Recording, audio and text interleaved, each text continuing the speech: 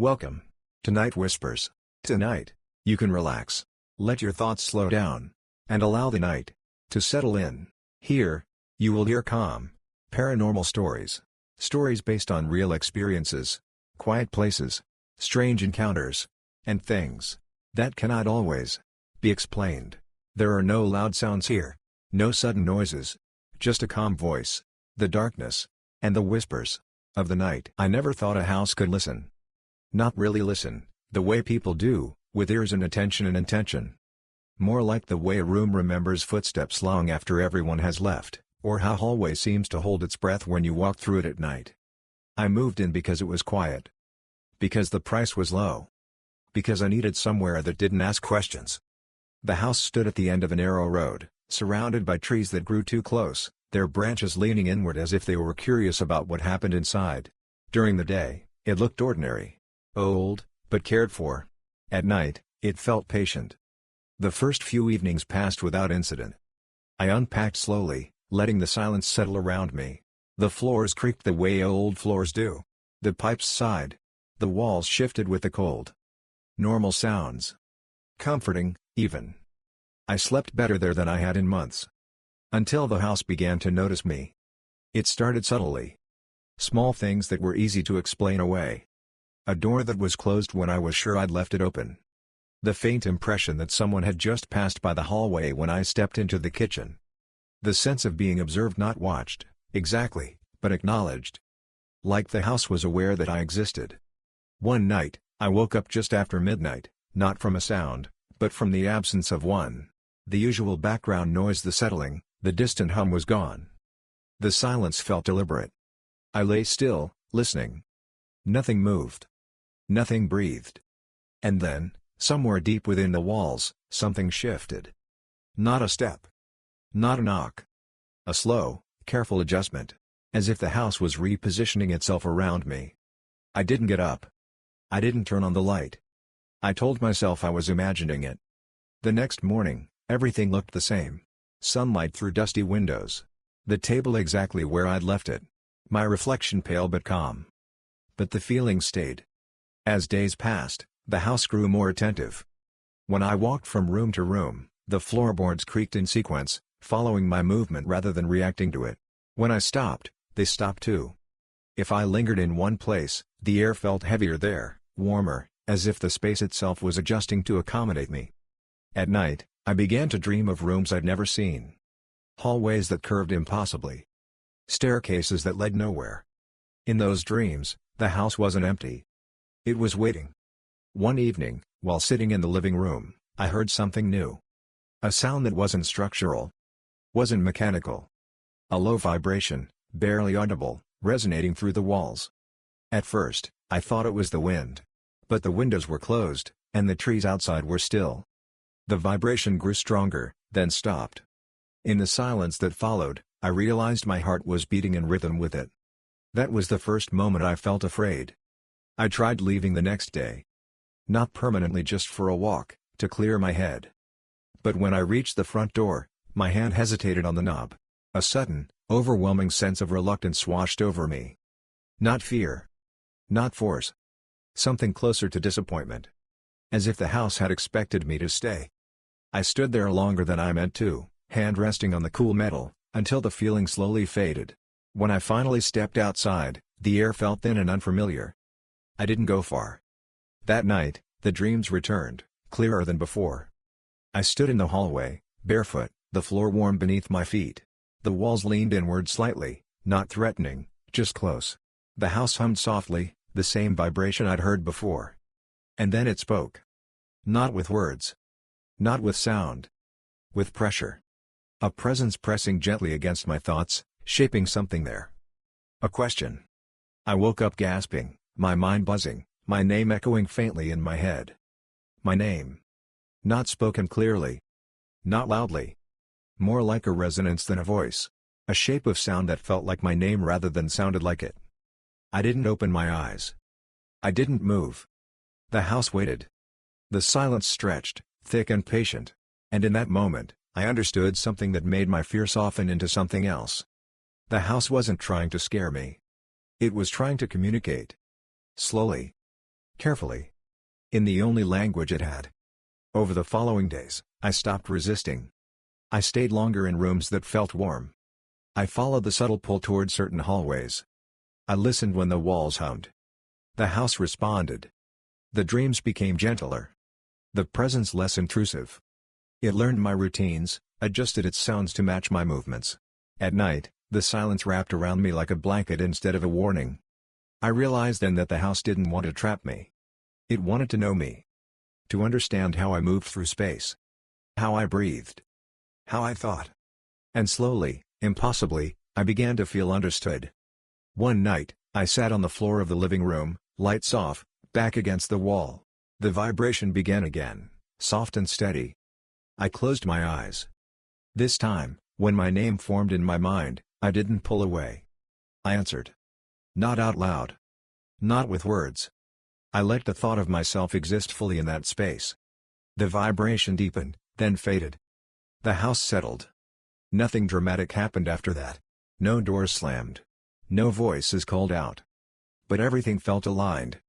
The rooms fit me better. The silence felt intentional rather than empty. The house no longer felt like a place I lived in. It felt like a presence I shared space with. Sometimes, late at night, I still feel it listening. Not intrusively. Just aware. And I can't help wondering what would happen if I stayed there long enough. If I listened just a little more closely. If I let myself sink deeper into that shared stillness. What else the house might learn about me. And what it might decide to say next. I didn't tell anyone about the house. Not because I was afraid they wouldn't believe me, but because I sensed that speaking about it would change something. The house seemed to exist best in quiet understanding, in moments that were shared rather than explained. During the day, it behaved almost normally. Light softened its angles. Shadows stayed where they belonged. If I focused hard enough, I could convince myself that nothing unusual was happening at all. But nights were different. At night, the house paid attention. I would lie in bed, eyes closed, listening as the familiar vibration returned, subtle and steady, like a slow breath moving through the walls. It never startled me anymore. If anything, it felt reassuring, as though the house was checking to make sure I was still there. Still present. Still listening.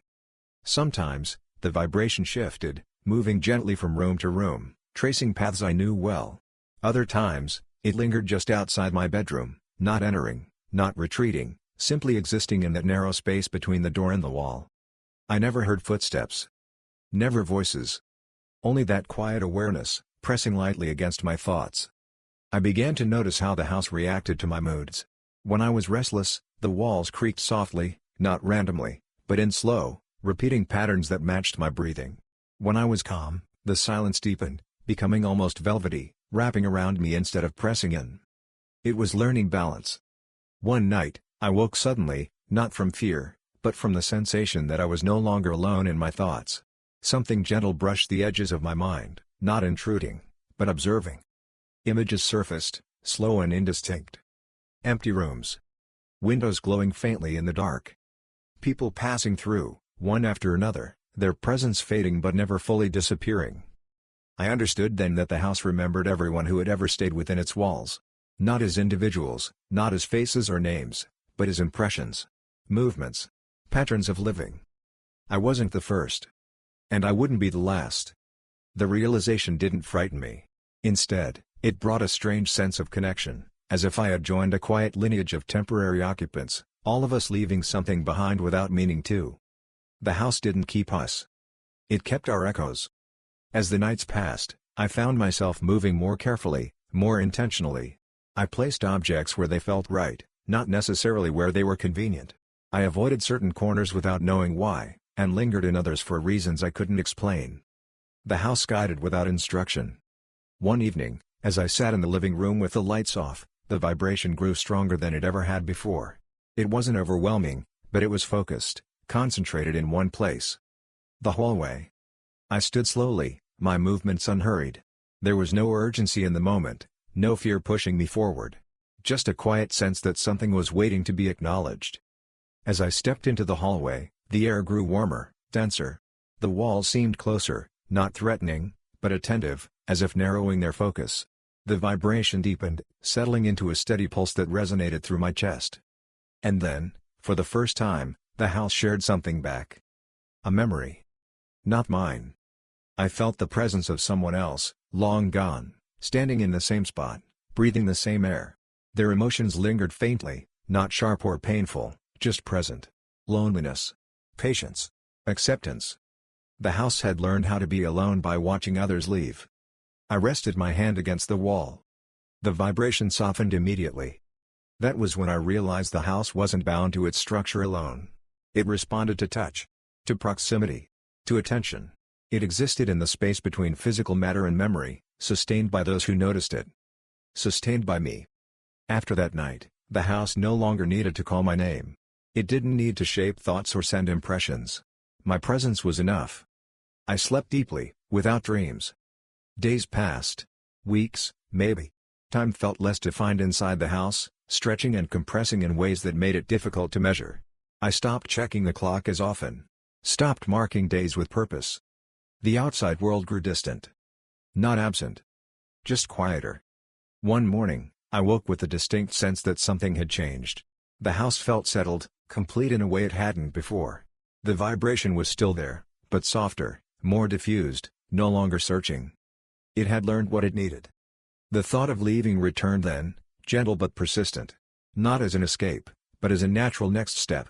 I knew, somehow, that staying longer wouldn't deepen the connection. It would only blur it. The house didn't resist the idea. When I packed my things, the silence remained calm. Doors stayed open. Shadows didn't linger. The space felt neutral again, almost indifferent, as if the house had already begun to turn inward. At the door, I paused. For a brief moment, I wondered if I would hear my name again. If the house would mark my departure in some way. It didn't. And that felt right. Outside, the air felt lighter, thinner, as if sound traveled more easily there. I walked away without looking back, carrying with me the quiet certainty that the house would continue as it always had. Listening. Learning. Waiting. Even now, sometimes, when I lie awake at night in unfamiliar places, I sense that same subtle awareness, that same patient silence. And I wonder if it's the house remembering me. Or if I'm the one who never truly left.